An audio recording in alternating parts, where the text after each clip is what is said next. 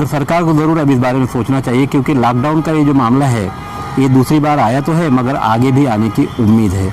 इसलिए आने वाले दिनों में सरकार 5 किलो चावल ना देकर, क्योंकि खाली चावल से भी खाना तो पकता नहीं, उसमें और बहुत कुछ लगता है और पड़ोसी भी बेहाल है तो उससे मांग भी नहीं सकते। इसलिए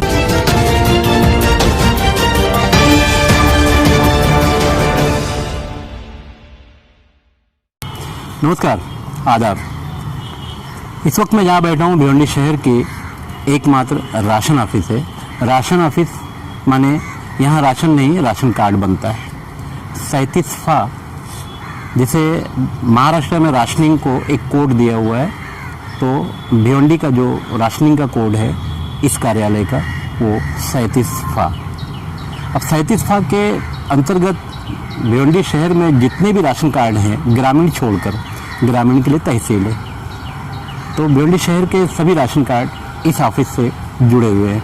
हालांकि अब पहले जैसे राशन कार्ड की जो संख्या थी वो नहीं रही, क्योंकि सब ऑनलाइन हो चुका है।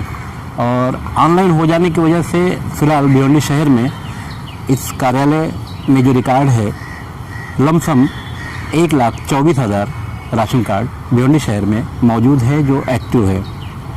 जो कार्ड एक्टिव नहीं रहता है, 2-3 महीना अगर नहीं गए तो उसका नाम जो ऑनलाइन का सिस्टम है उससे कभी कभी हट भी जाता है।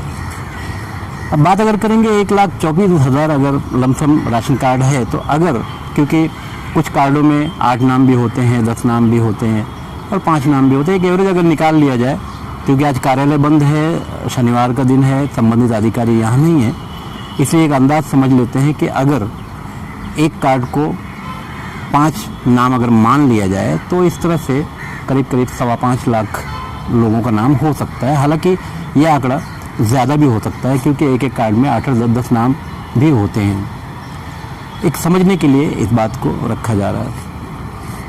अब ख़ास बात यह है कि ये जो राशन कार्ड है, इसमें जब पहला पेज खोलेंगे तो नाम होगा, जो प्रमुख होगा उसका नाम, यानी मेन व्यक्ति जो होगा। उसके बाद जो दूसरा पेज है उसमें ऐसा लिखा रहता है कि, उसमें मराठी में लिखा हुआ है, मैं बताता हूँ कि ये सिर्फ और सिर्फ गेहूं चावल या सरकार की तरफ से आने वाली किसी भी योजना का लाभ लेने के लिए ही है। मगर महाराष्ट्र में आप कहीं भी जाएंगे किसी सरकारी काम के लिए तो पहले आपसे राशन कार्ड मांगा जाएगा।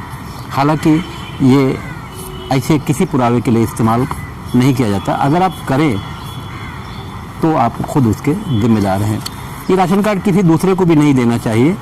ये शासकीय एक बुक है और दूसरे को इस्तेमाल करने के लिए देना भी गलत है। बहरहाल अपना जो हक है वो दूसरे को इस्तेमाल नहीं करने देना चाहिए। अब आइए हक की बात करते हैं। असल में आम तौर से देखने में आता है कि राशन कार्ड की जो अलग अलग कैटेगरी होती है, पीला, मेरे हाथ में एक केसरी, इसके बाद एक वाइट कार्ड भी आता है। इस तरह के और भी कार्ड गरीबी रेखा से नीचे के लिए कभी कभी मैदान में होते हैं, सरकार की तरफ से दिए जाते हैं। अगर राशन कार्ड की बात करेंगे तो पहला कार्ड जो आता है जो सफ़ेद है, यानी अगर उसको मराठी में बोलेंगे तो वाइट माने गलत होता है, इंग्लिश में कहेंगे वाइट माने सफ़ेद होता है। तो गलत की जो बात कह रहा हूँ इसलिए कि वो जो शुगर है, ये वही लोग हैं जो कहीं ना कहीं सरकार को टैक्स भी भरते होंगे, और हमारे देश में जो टैक्स सरकार को मिलता है उससे बहुत बड़े काम भी किए जाते हैं। मगर इस बेचारे को ये जो शुगर यानी वाइट कार्ड जो है उसको कुछ राशन दुकानों से नहीं मिलता, क्योंकि इनकम टैक्स पे ही है। इसलिए मैंने कहा कि मराठी में वाइट माने गलत होता है। अब इस आदमी के साथ गलत हो रहा है कि नहीं हो रहा है, ये उसे भी सोचना चाहिए और हम सबको सोचना चाहिए।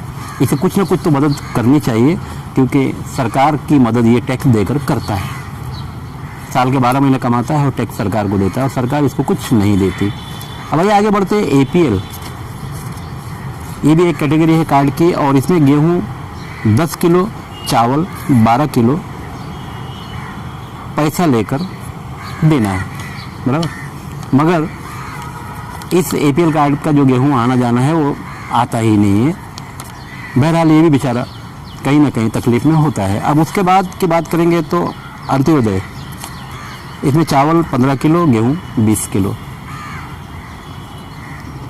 ये गेहूं चावल जो है सरकार की तरफ से इसे मिलता है। अब बड़ी बात है कि इसको लेने वाले जो लोग हैं कार से भी आते हैं राशन दुकानों पर, बुलेट से भी आते हैं और मोटरसाइकिल से भी आते हैं। तो समझ में नहीं आता कि सरकार इनकी मदद क्यों कर रही है। हालांकि जो शुगर वाला है वो भी तो कार से आ सकता है, वो भी मोटरसाइकिल से या बुलेट से आ सकता है। अब इसके बाद अगर करते हैं तो जो अंत्योदय है इसमें ये गरीब लोग हैं। अब मेरी समझ में ये नहीं आता कि गरीबी की जो परिभाषा है सरकार की नज़र में क्या है, कार से आकर गेहूं चावल लेकर जाने की या बुलेट से आकर लेकर जाने की। अब उसके बाद आता है बीपीएल। इसमें भी 2 किलो चावल 3 किलो गेहूं मिलता है। यही 2 लोग ऐसे हैं, अंत्योदय और बीपीएल, इन लोगों को राशन दुकानों से कुछ न कुछ सरकार की योजना के हिसाब से मिलता है। मगर ये वही लोग हैं जो गरीबी रेखा से नीचे या गरीब माने जाते हैं। मगर महाराष्ट्र का ये गरीब बुलेट से राशन दुकान पर 2 रुपया किलो का गेहूं और 3 रुपये किलो का चावल लेने जाता है। अब ये अमीरी और गरीबी की बात है। यानी जो अमीर है उसे तो कुछ मिलता ही नहीं, सरकार उससे उल्टा टैक्स भी लेती है। अब असल में ये इतना बताने का मेरा मतलब क्या था, फ़िलहाल अभी लॉकडाउन है और इसके पहले पिछले साल भी लॉकडाउन था। जहाँ तक मेरी आवाज़ मेरे दर्शकों तक जाती है, जहाँ तक भी जाती है, उन्हें आज बासी ईद है, बासी ईद की मुबारकबाद मेरी पूरी टीम की तरफ से। और ईद की मुबारकबाद तो मैंने आज से 1 दिन पहले दिया था, मगर जिन्हें ईद मुबारक ना मिल सकी हो मेरी तरफ से, उन्हें भी ईद मुबारक। असल में लॉकडाउन का जो खेल है सरकार का नहीं है, सरकार के बाद सरकार की स्कीमें जिन लोगों तक पहुंचती है उनका खेल। पिछले लॉकडाउन में सरकार ने चावल फ्री में दिया, चावल फ्री में दिया, लोगों को चावल मिला तो इतना मिला कि लोगों को घरों में रखने की जगह नहीं। इसमें 2 बात थी, एक तो सरकार ने चावल फ्री में दिया और शहर के जो कार्य सम्राट होते हैं, समाज सेवक होते हैं, इन लोगों ने भी इसे दिया।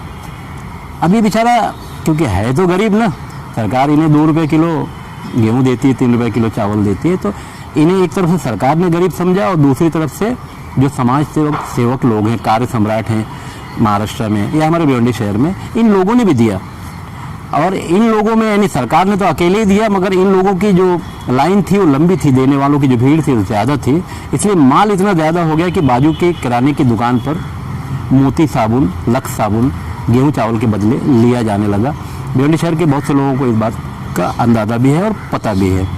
चलिए लॉकडाउन निकल गया, फ़ायदा उठाने वालों ने फ़ायदा तो इतना उठाया कि अभी पिछले लॉकडाउन का भी चावल या इस तरह का सामान उनके घरों में मौजूद भी है। और फिर दूसरा लॉकडाउन भी आ गया। अभी मज़े की बात है, अब फिर चावल फ्री, राज्य सरकार यानी महाराष्ट्र सरकार की तरफ से फ्री और फिर केंद्र सरकार की तरफ से 2 महीने के लिए फ्री।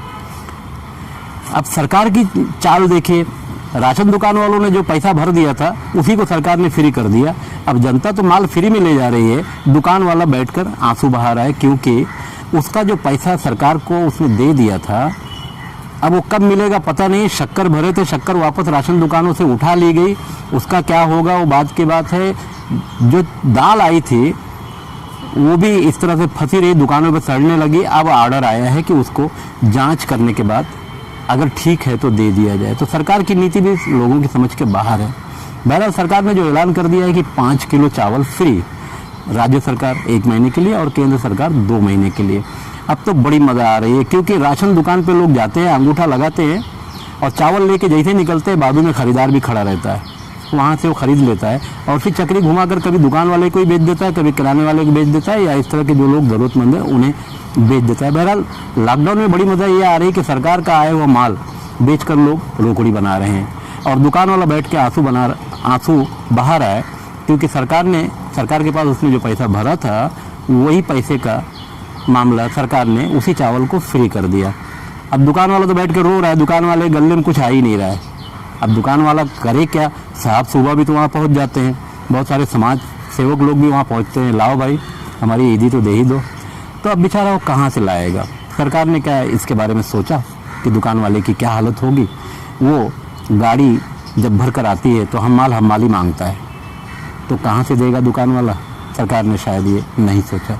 बहरहाल लॉकडाउन की जो ये कहानी है, असल में बनाने का मेरा मकसद ये था कि कुछ लोग बहुत फ़ायदा उठा रहे हैं, तो सरकार को इस बारे में सोचना चाहिए। अगर ऐसा नहीं ना करके चावल के बजाय उनके अकाउंट में 15 रुपया भेज दिया जाए, तब देखिए कितने लोग बैंक में लाइन लगाने जाते हैं। तो बहरहाल आज की ये जो कहानी है, आज का जो सफ़र है, यहीं तक है। मगर सरकार को ज़रूर अब इस बारे में सोचना चाहिए, क्योंकि लॉकडाउन का ये जो मामला है, ये दूसरी बार आया तो है, मगर आगे भी आने की उम्मीद है। इसलिए आने वाले दिनों में सरकार 5 किलो चावल ना देकर, क्योंकि खाली चावल से भी खाना तो पकता नहीं, उसमें और बहुत कुछ लगता है, और पड़ोसी भी बेहाल है तो उससे मांग भी नहीं सकते। इसलिए सरकार से मेरी रिक्वेस्ट है कि इन्हें 15 रुपये इनके अकाउंट में दे दिया जाए, ताकि 15 रुपये के लिए वो बैंकों में लाइन भी ना लगा सके, और ये जो अवैध कारोबार चल रहा है इसे बंद भी किया जा सके। मैं खान फ़खर आलम। हमारे चैनल पर जो भी खबरें दिखाई जा रही हैं वो सही हैं, अच्छी हैं और शहर के हित के लिए हैं, तो आप हमारा चैनल सब्सक्राइब भी कर सकते हैं यूट्यूब पर जाकर, भारत शक्ति समाचार।